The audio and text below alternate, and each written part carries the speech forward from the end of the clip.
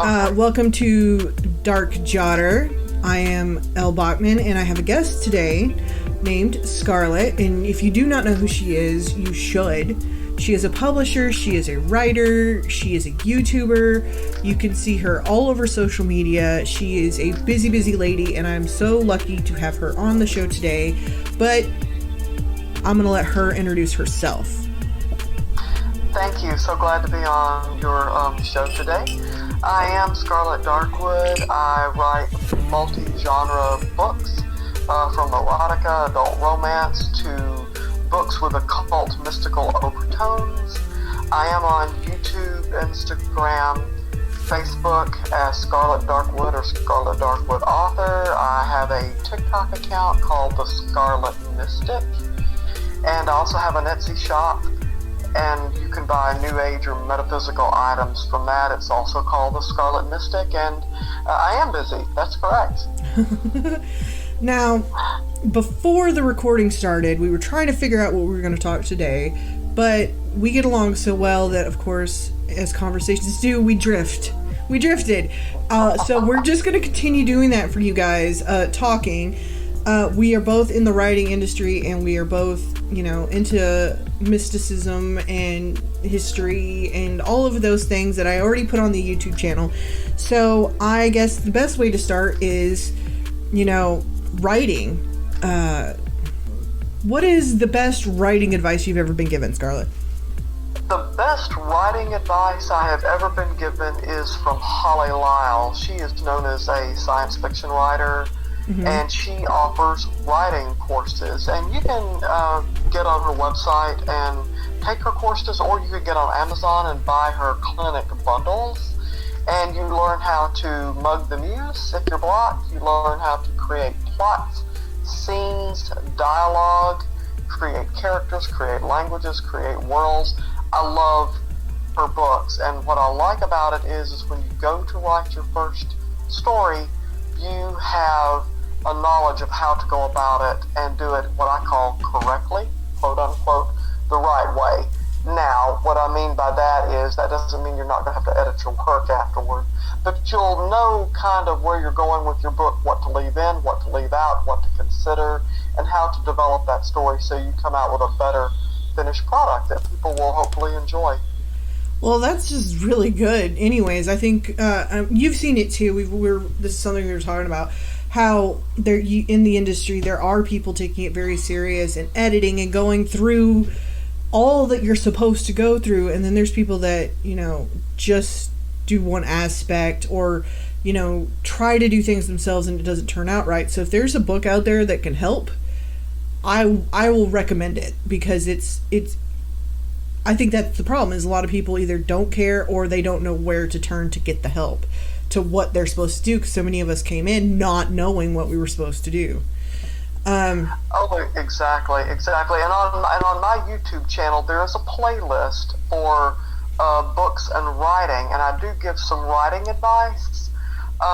I don't know how much more I will continue making videos like that. I'm not going to say I'm never going to make one, mm-hmm. But when I started out, that was what my channel was. I wanted to actually give a platform to, sell some of my books, and mm-hmm. and of course I thought I'll talk reading and writing, and then my channel changed to more mysticism, mm-hmm.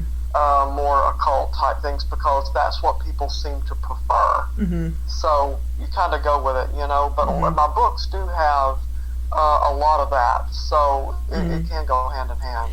How did you get into writing, Scarlett? Oh my goodness. I had always enjoyed writing, so when you had that English paper or mm-hmm. that project you had to do, I was always better at it. Now here's the funny part. I had never considered writing a novel, because I always told myself, I can't do that. Mm-hmm. I can do any other kind of writing, I cannot write a novel, there's no way. And I even told my mother that. So what's interesting, I was part of a psychic fair mm-hmm. One time, and there was a lady who had a store in another town, and she was part of the fair, and she did a scrying on me, meaning she used a crystal ball. Mm-hmm. And she said, "Do you write?" And I said, "Well, I've written some jewelry how-to books, but mm-hmm. as a rule, no, I don't write." She said, "You're going to be writing in the future." I said, really? I said, I have no intention or plans to do writing. She said, well, all I'm saying is that when I look into this fall, I see you writing. So just keep that in mind. Well, fast forward several years later, and I'm publishing, my novels. So... Well, what you were saying about you never thought that you could write a novel, I had the same thought about short stories. Because I'm like, how am I going to condense this big world? And because I end up having to create, like, as a writer does, for everything. I just didn't know I could compound it, do it in a smaller form. But then I tried and I was like, man, it's not that bad. Right. So, I mean, I think that that's one of the things I've talked about in the past about mindset, setting yourself a goal, hitting the goal, trying new things. And one of the things I've talked about on the website is how we can get in our own way. How we are our worst critic. Is it good enough? Did I do it right? To my standards or whatever. And I think that if we had listened to ourselves, I would have never done short stories. You would have never done novels. I mean, look what getting out of our way has done for us, Absolutely. And what's really interesting and how I got moved to do a book at all is in our mall, in the area where I live, which has since closed down, there was a shop or a company called Author's Corner. And it said, publishing your stories, publishing your dreams. That was their tagline. I thought, oh, that's interesting. So I went in, and it was basically a publishing company. And when you paid them to publish your book, all you were doing was paying for the editing, the cover design. It was a one-stop shop so that you didn't have to do it. It wasn't a vanity press because you had all the royalty, all the credit.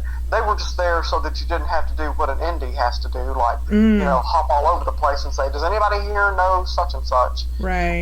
You were able to do it under one roof. And so I published a jewelry book because at the time I owned a bead shop in town. And I thought, oh, a jewelry design book and how to sell your jewelry would be a great way to start. So those were nonfiction.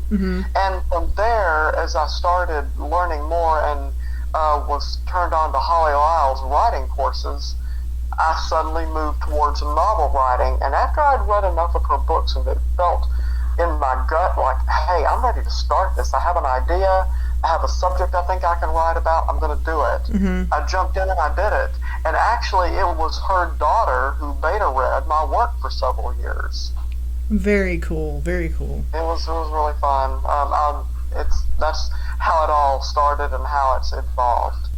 I don't think I started out.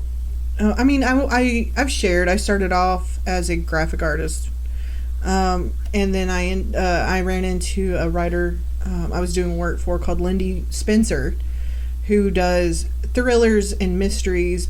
And I was doing a cover for a anthology of her and a bunch of other writers. And me and her got along really well, and I started talking to her. I'm like, man, I haven't written in a long time. And she was the one that's like, why aren't you writing? And she encouraged me, and she kind of pushed me because I can. But I've always written. I just would stop, get busy with life. It's not much different than now, how I just will go quiet or not upload because I've got stuff going on and I can't focus. I have to focus everything on one thing or a group of things, like my day-to-day, my family. And then I can focus on work. If I try to do everything at once, I'm just going to burn out, and that's awful. But like you brought up a good point of how writing and our other interests can come together. On my website, I write about monsters because I had people coming to me, hey, do you know a monster that would fit in this, whatever, and then I had the idea, why am I not writing about monsters? Aspect, because I was writing them too, so it just made sense that I would start talking about them. Like you with your YouTube channel, writing is what you started off doing, and then you would turn it into more mystical elements.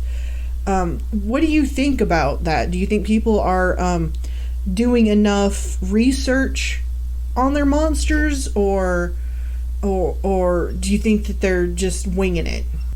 I gather that, and this is strictly my opinion, but I'm also looking at book groups and writing groups and what people are saying and commenting on. I'm thinking most people wing it. if when they start out. I don't think people are thinking about getting educated on writing. And I'm not saying going to a liberal arts college and get a degree in creative writing. I mean, people can do that. There's plenty of books and videos, and there's master classes by Stephen King, Margaret Atwood, Neil Gaiman, on how to write. And people don't think that they really need to get educated on how to do this well. They think, oh, I can just write whatever I want to, and I can put a story together. Right. It's not that easy. And if you don't get the education and the foundation, you're going to have a really horrible story. Right. Simple. I mean, I've seen both sides of it where people are doing their own, making up their own monsters, which is great. Totally be creative and use your imagination. But I've also seen people that want to, for me, as an example, know what they're talking about. If I'm talking about, say, The Grimm, which is a recent video, I think it went up yesterday, that I did about the church Grimm, I would want to know those aspects, because then I can use those aspects to write it better. Right. That was one of the things I was talking to you before we started recording, is how I use elements of what I know in my writing, and those that need to know what that know what I know will see it and be like, oh, she really did what she was supposed to on the research aspect of it. I'm not writing fiction to educate, but I want to be educated when I write my fiction, if that makes sense.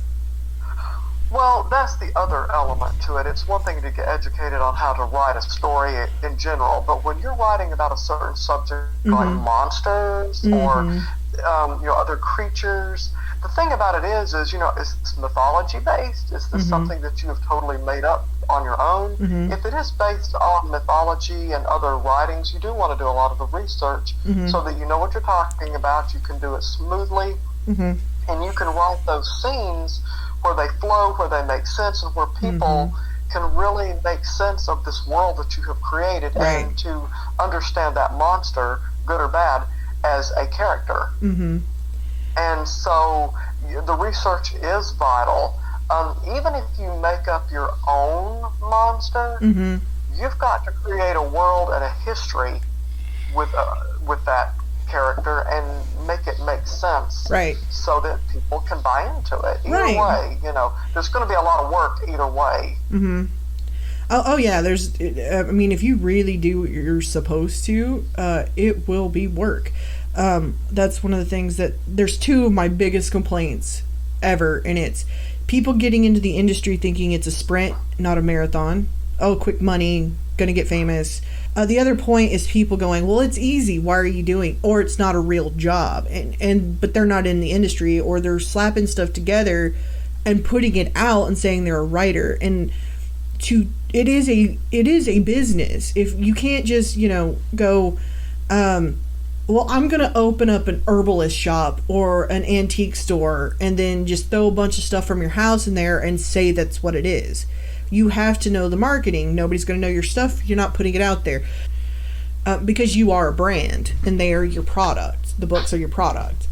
But I mean, it is a business. It is very, I don't take it too serious because it's supposed to be fun. We're writing about things that are goofy sometimes. I mean, I wrote about fairies getting drunk in one of my books. How I can't take that serious. But the overall, you gotta take it serious, because you have to stand behind what you're doing, because nobody's going to believe in you if you don't believe in you or your product. That's absolutely true. I will say this, being a multi-genre author is a little bit harder, because most people want more of the same old, same old. They're not looking at an author saying, oh, at least I like this book and this book. They want more of the same, and that makes it a little bit difficult, because I feel like all my stories are good. Do I like some of them better than others? Sure. You have your favorite child or your favorite children, but I'm proud of and love all my books, because I wouldn't have put them out there. But it becomes a little bit trickier when readers are wanting more of the same thing. Like adult romance is the biggest category, and those people just gobble up those same old books. And I'm the opposite. I want to just enjoy a book for the moment and move on. And, if they do like you as an author and they understand where you're coming from, they should have that bond with you, and they will look at some of your books, and they may end up reading some things they wouldn't have normally read, but they enjoyed it and they were glad they did.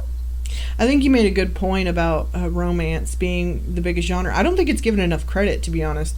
It may not be for everybody to write, but you still have to give the credit where credit is due. Romance writers are really kind of propping up the industry in a way. They're bringing in people to read the books, and what's sad is, and I've talked about this a little bit in other things. I don't know if I've released it yet, so I've got things recorded and I haven't released them yet. Where people come in with this stereotype, that romance writers, they're all perverts, and they're not. They're just writing what is natural for them.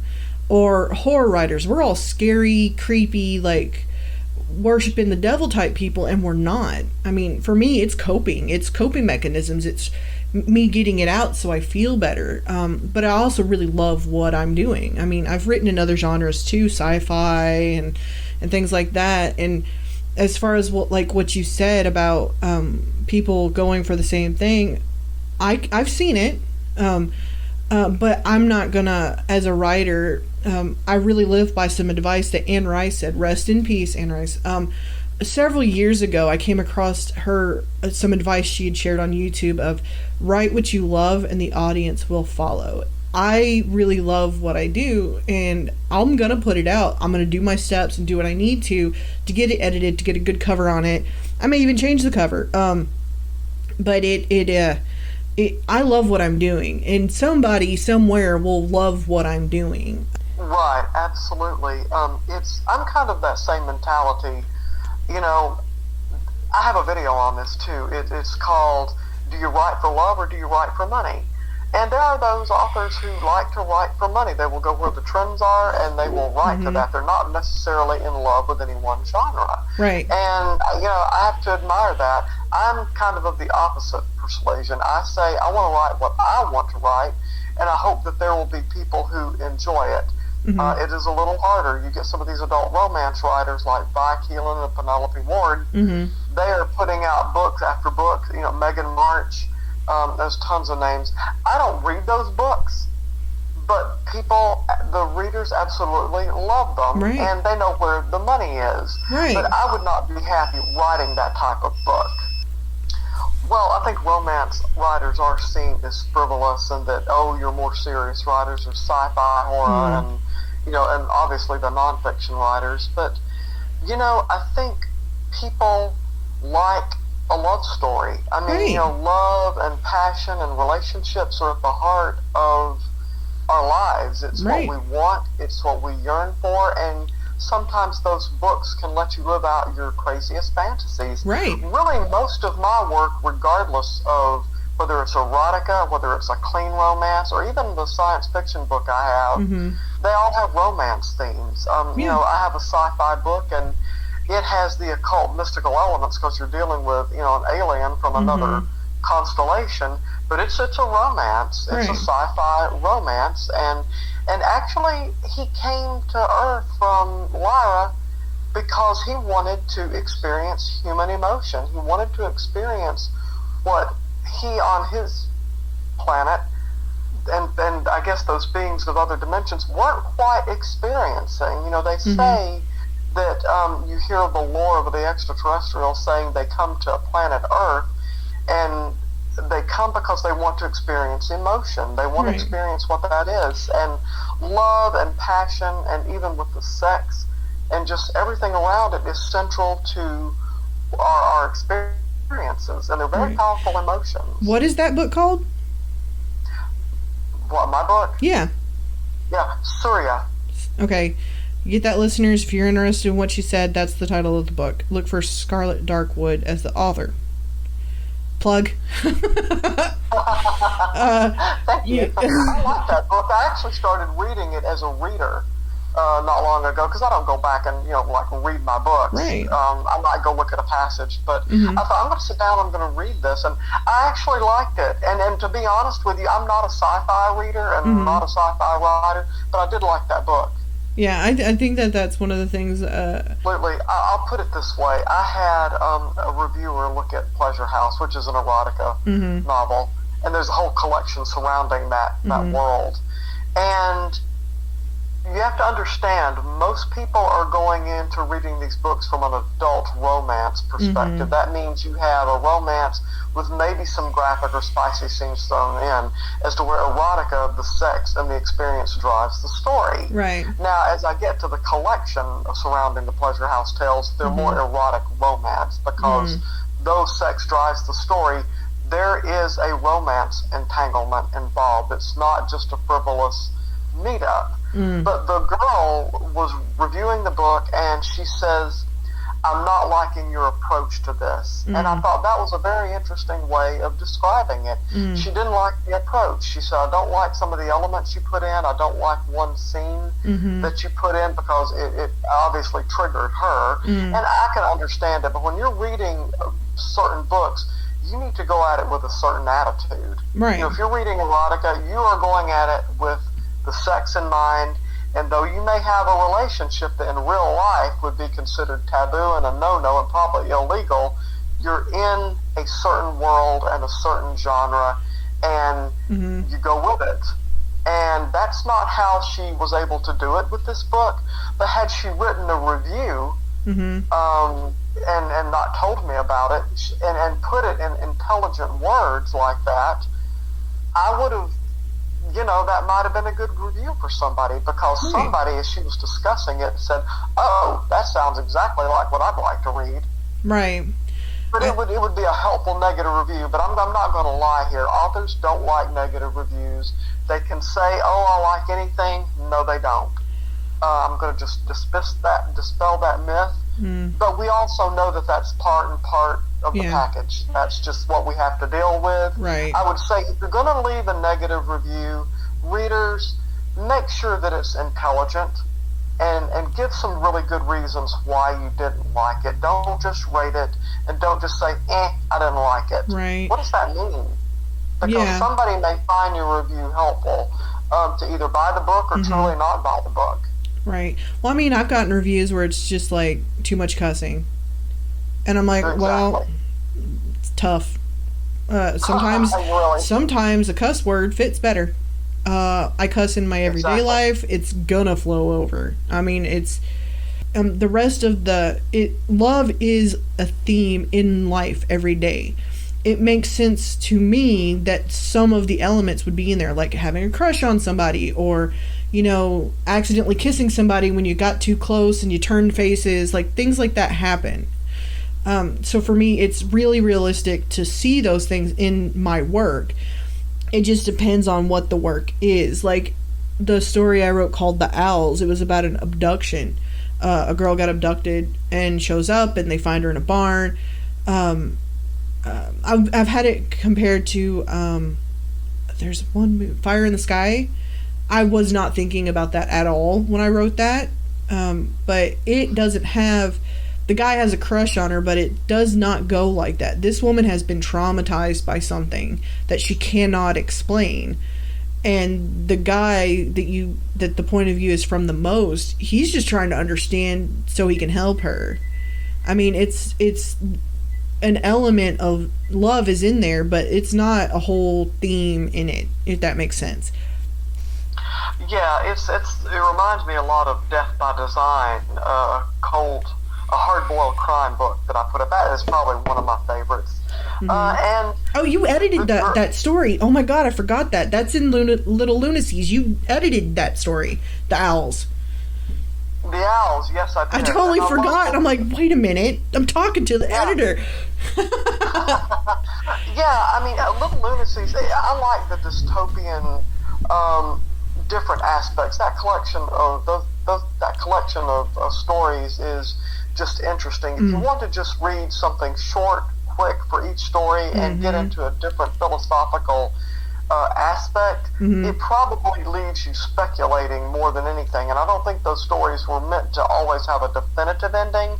I think a lot of it was very thought-provoking. And I think if you want to expand your reading, I would recommend readers to read Little Lunacy. It's probably one of the most interesting reads. And it had a little bit of everything in it, and it kind of plays on the human emotion. Right. When you talk about underlying romance, my hard-boiled crime book, Death by Design, the character does have a love interest, but it is very subdued. Even when I mention them having an intimate moment, it's very, very brief. It's not even described on a soft level. It's just very brief because the focus wasn't that, but having that love interest was central to the story in that she needed that kind of support. She needed that safety. It makes sense to me. If it doesn't make sense to me, I can't write it properly for a reader to read it. So life and sadness and trauma and drama, all these things happen every day. We could just be sitting on our sofa and like a car hit our window, like come in our house. I mean, stuff's random sometimes. And when you go into that, you can actually develop really good characters like that. You can develop a world that is more realistic in that way because stuff happens. Sometimes you love your sister's boyfriend, or turns out you realizing that you are gay or bisexual or whatever. That's life. Life happens. And if you can pull those things in and put it in your story and do it in a really good way, in the best way that you can, which would be a good way for you, that for me, those are the books I love. The ones that I can understand, or even the ones like what you said with my short stories that are thought-provoking. You'll see those more in the short stories because it's easier for me to do it that way. But I love that. If I can make somebody feel or think, I feel like I've won. Oh, absolutely. And I think what readers don't realize is that when authors have a story in mind, each story, no matter what it is, tends to want to come out its own way. And it kind of influences the hook. And I think some hooks are more prominent than others. They say you need a hook to hook the reader in immediately. And I think some stories just are more prone to having that hook more easily than others. I know that sounds kind of crazy, but it's just that's kind of the way it is. We have a story in mind, and we have to get creative on how we want to introduce this so we can convince the reader, hey, come on this journey with me.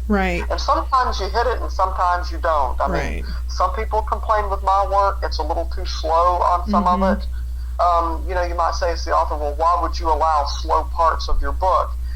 I think because we either will go on a tangent if we continue trying to make it exciting when it doesn't belong there. Probably maybe cutting out or minimizing might have been better, but what readers don't realize is when we're writing our stories, we have decisions to make, and sometimes it's going to go and sometimes it may not. It's just kind of the way it is. Well, I think it is a misconception because a lot of us in the community, we joke all the time. We know our stereotypes and we joke about it. Like, our characters speak to us, and it's not like we physically are seeing the character and they're talking to us. It's in our head. Like, it's dialogue. We're not crazy, thinking that this is our creation, if it makes sense. Like, we're not talking, like, I'm not going to sit and talk to the vampires in my books and wait for them to tell me what to say. I go on what sounds like what they would say.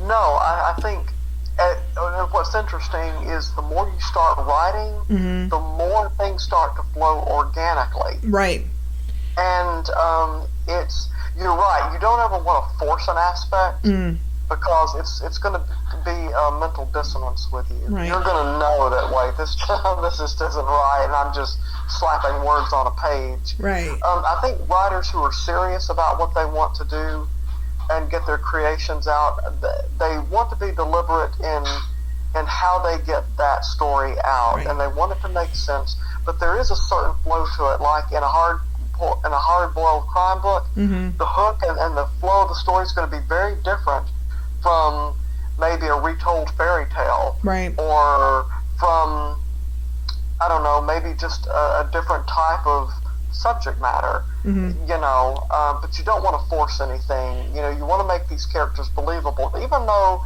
they may not exist technically. if you're going to create a world and a story around them, the reader has to believe in that time and moment while they're reading, these are real characters, they're real. Scarlett has a good point. She is, if you know what you're talking about enough, you can build the whole world around it in a convincing way. Actually speaking to our characters, it's in our mind. What would the character sound like? Say? Yeah. Right. And a lot of people say, oh, I let my characters kind of lead me where I want to go. Right. Holly Lyle will say, no, your characters do not lead you where you want to go. Is that tempting sometimes? She said, you're the author. You control it. Mm-hmm. You don't let things run amok in your head. And do keep in mind, as the reader, if you're wanting to know more about what we authors think about, everything is mental like this. Right. And sometimes our imaginations run amok. Right. And it's not our characters, telling us what to do. We're just getting an influx of creative ideas, and we have to distill down, okay, which one are we going to go with that keeps the story moving? Right. I mean, you don't let characters control you, and you don't let your thoughts run so amok that you have a disjointed story. Right. I get really upset about some of this stuff because there's so many people not in the industry, so they won't get it. I'll understand what you're saying because you're in it, and I know you're playing, you're joking, or whatever. But there's some people out there that really don't understand. That, I mean, they'll like stalk these writers. That's why it's in fiction. That's why it's not in nonfiction. Right. That's not why it's in, history or psychology. It's fiction. Right. And fiction means it's not real. Now, can some of this be based on truth? Absolutely. Yes. But it's fake. It's made up. Death by Design, for example, human trafficking is real. Mm-hmm. But my characters, though they could be seen maybe out there every day, they're fiction. If I'm writing erotica, I'm not a seductress. I'm not, come on, you are. We're not our characters. We're not sex starved, and a lot of people will send erotica authors porn pictures, and I'm thinking, we don't like that. Yeah, I've seen that where they'll be like, just release a book, and they'll be like, got this message, and it'll be like somebody's genitalia, and I'm like, man, I am so glad I don't deal with that. I used to. I've never had to deal with that, but I mean, there are many authors who do, and it's though we can laugh and joke about certain aspects of things, we don't necessarily are in that lock, stock, and barrel. It's just a well, I mean, that's the thing I think a lot of women deal with is getting unsolicited genitalia pictures, and I'm like, exactly. I just said hi. Like, that's a lot of hi, that you're sending back. Well, the sad part of it is if women showed their upper parts, the men would gobble it up. That's the sad part about it. Or like getting upset about public breastfeeding, and they're meant for feeding our children. It's whatever. Don't like it, don't look. I think we're living in a world where people just want to be heard, so they speak out about what upsets them. But when you get older, a lot of people, it's just mind your business. Yeah, absolutely. Leave people alone. She's feeding her baby. It's you talk about crazed fans, and I think Stephen King's book Misery kind of says a lot. Man, that is the best summing up of crazy fan I've ever seen. I have not read much. I've read like part of one thing ever. My husband is the Stephen King fan. I was the Anne Rice person, so it was a house divided. But I mean, that I've seen the movie, and when she whacks that ankle and it bends, I cringed. I'm like, man. And I don't know if you ever saw it. There was like a video where this woman went into a bookstore and she was screaming for that. And I'm like, man, those who know. And then other people are like, this Karen's losing her mind. I'm like, it's a play on that movie and that book. Do you not get that? Did you not see those things? Read them? I thought that was brilliant. I 100% thought it was great. The lady was awesome in it. I mean, she did a good job. Yeah, it was very realistic, and the author name, that Stephen King used, very believable. Mm-hmm. It was pretty cool. It was pretty cool. Yeah, I love it. And in the movie Kathy Bates, I freaking love her. I've loved her since Fried Green Tomatoes. Yeah, she's She in a is couple of Stephen amazing. King books. He's written one called Dolores something, and I cannot remember the name. But she played the character in that too. She's played in a couple of his movies. Right. I just love her in general. She's I like always her come too. off as that type of person that really is caring and loving, yet will scare the crap out of you. I watched her in American Horror Story and loved her work. I loved her She's been in a couple haircut. of those too. Yeah. I was like, oh, I want that haircut, but it's not going to suit me. When she was the Yeah, robot yeah. that was also like the Satanist that took over the Antichrist care. Oh, brilliant. I love her. Thank you, Kathy Bates. I think somebody else who I've been binge watching, and I don't even own any of his music. I own his daughter's album. I think I even have one of his sisters. Is Michael Jackson. Oh, That man yeah. had the power of belief. I know And that he was surrounded with a lot of controversy. I totally messed that word up. Controversy. But he could make some damn good music. And Janet, damn good music. yes, That whole family had talent, has talent coming out of their ears. I would probably recommend that people listen to Paris Jackson. Get her album Wilt. She has an incredible voice. Now her style is very different from her dad's. She does alternative music, and it's more kind of gothic, dystopian. But her voice is amazing.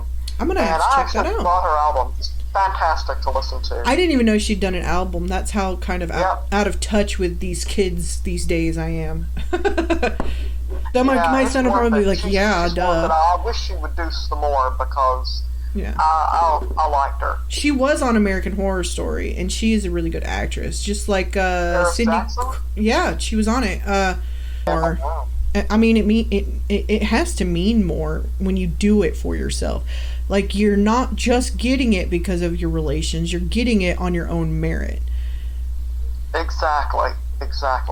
I mean, and like in my family, my dad had owned a business at one point, and my parents had done things on their own, but I didn't want to do anything for myself because of what they had done.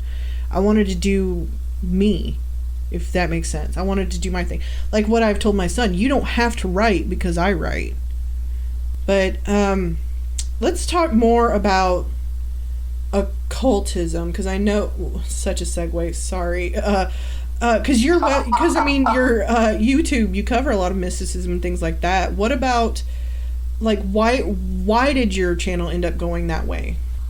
Oh, well, I checked out the YouTube aspect of it and kind of broke the shyness a little bit about being on camera.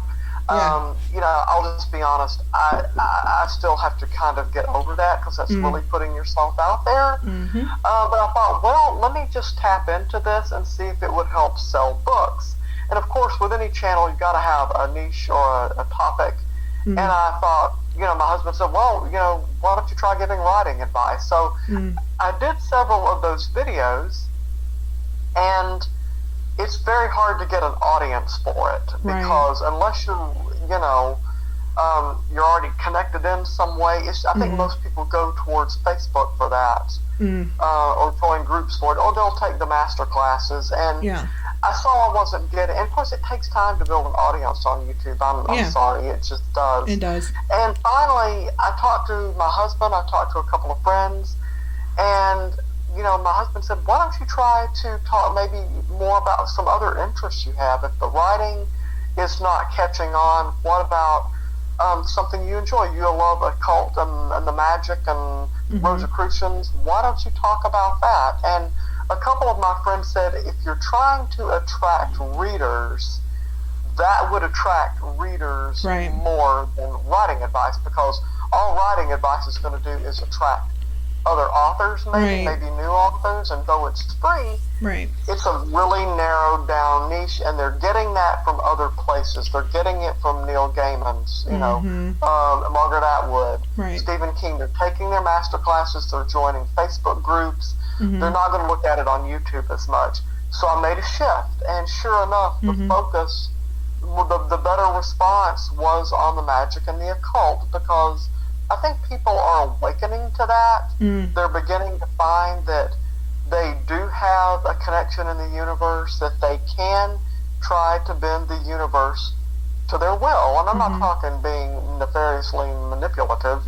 I'm saying that there are times we want to get what we want. Right. And or we feel out of control. And turning inward, if you're a Rosicrucian, or turning outward, doing that spell or ritual if you're more of a pagan practitioner, it gets you back in the driver's seat. It makes you aware of your control. So all of that. Plus, I'm hoping it will help people, and it's just sharing my journey. And if people can learn from it and get ideas from it, I think. And if I can sell some books from it, that would be great. But I think I genuinely enjoy that aspect. And so that's how that channel shifted.